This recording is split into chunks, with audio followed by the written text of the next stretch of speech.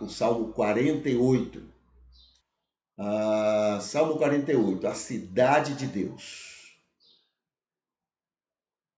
O Salmo 48, ele está dividido aqui em duas partes, tá? Versículo 1 até o versículo 7.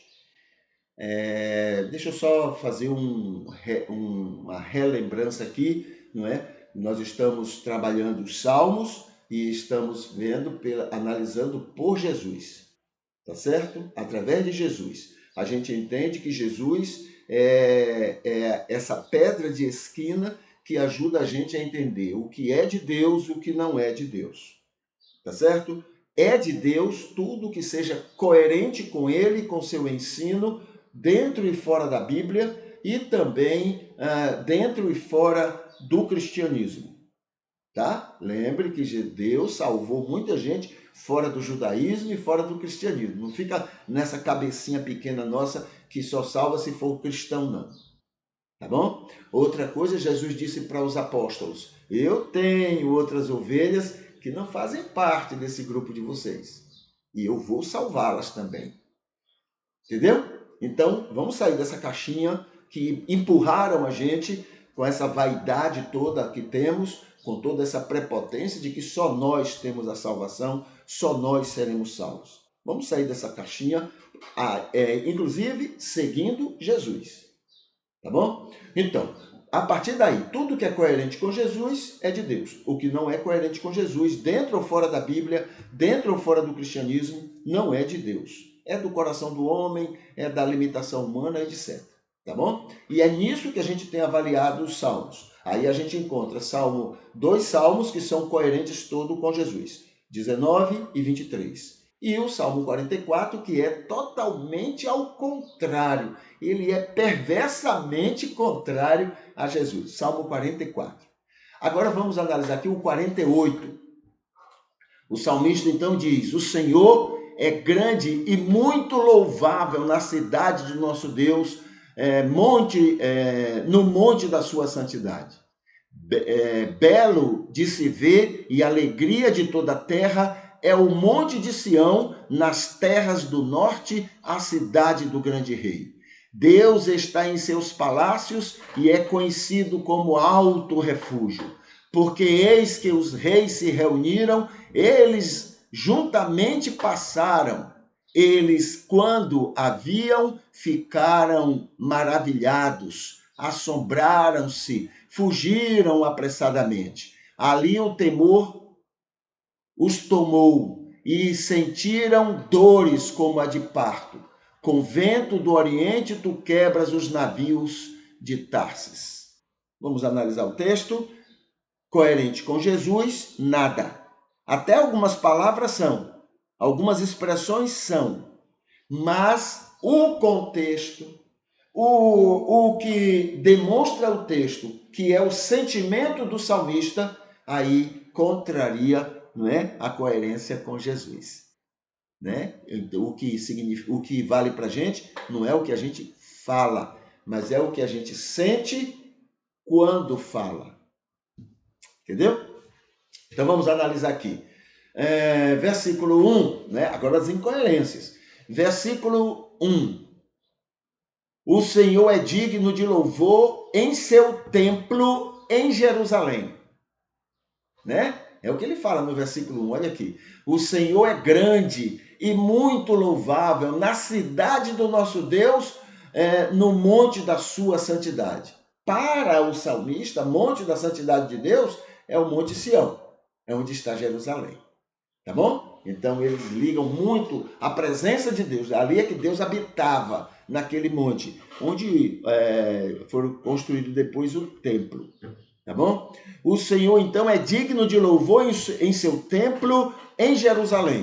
O salmista está mencionando não um Deus universal, de todo mundo, mas o de Israel. Não só o que eles adoram, mas o que pertence somente a eles, para povo exclusivo em todo o mundo.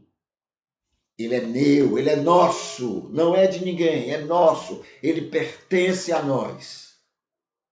Essa é a ideia judaica não é, sobre Deus e o templo em Jerusalém. Versículo 2. O Monte Sião é digno de admiração em toda a terra. Ele falando.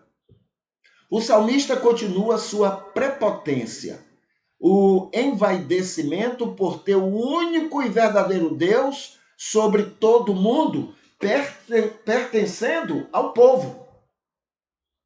O templo de Jerusalém, ali colado com o palácio do rei, é uma ideia de dizer assim, ele é nosso, ele é meu. Os salmistas e o texto, o próprio Salomão, quando inaugurou o templo, dizia, ele habita lá, naquele templo. Ele habita ali, não é no mundo não, é ali, porque ele é nosso. É como se fosse uma gaiola. Ali ele está preso, ele é só nosso. Essa é a ideia, né, que rege a maioria desses salmistas. Versículo 3. Deus aceita isso? Não. O Monte Sião é digno de admiração em toda a terra. A gente já viu, né? Versículo 3. Deus aceita isso e fica em seus palácios e é reconhecido como refúgio do seu povo. Todo mundo reconhece que ele protege esse povo aqui.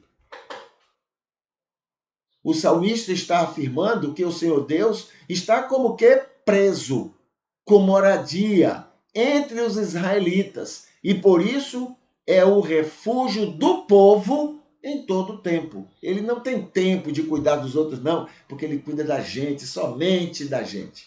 E o mundo todo vê isso. É o que o salmista está dizendo. E a gente usa isso para adorar a Deus, né? Versículo 4 até o versículo 7. Os reis reuniram e se maravilharam, né, ao ver o refúgio que Deus dá a seu povo, e então se submeteram, os reis da terra.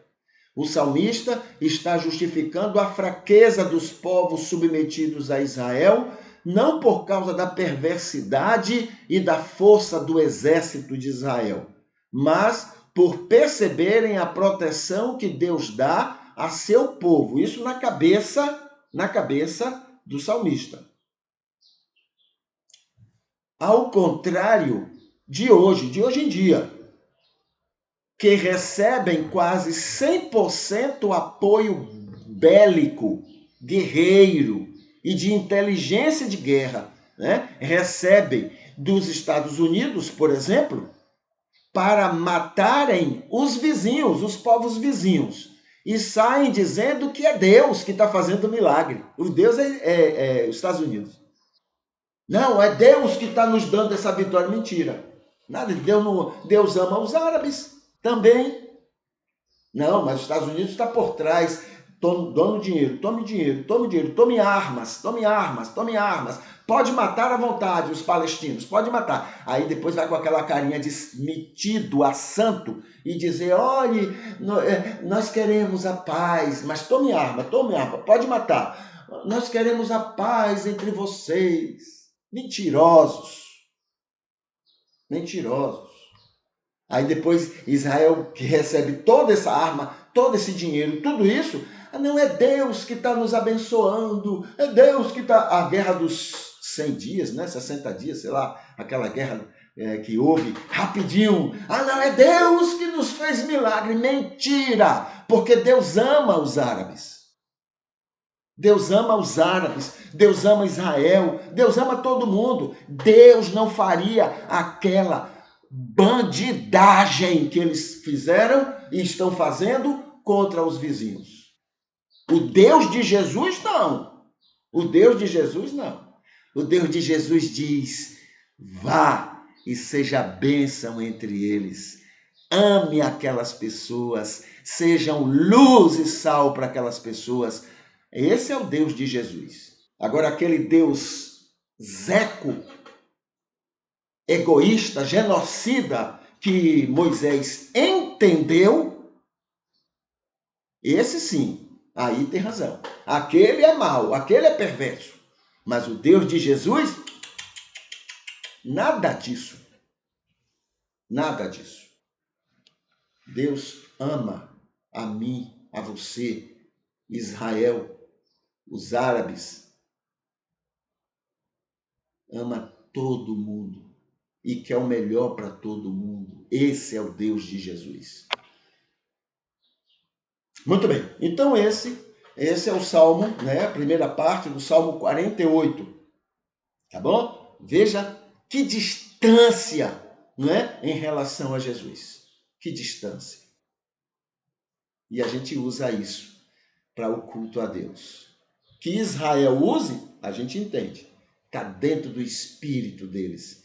Mas nós cristãos, seguidores de Jesus, usar isso para adoração, aí é demais. Aí é negar Jesus para atender a essa carnificina maligna. Nada a ver com Jesus.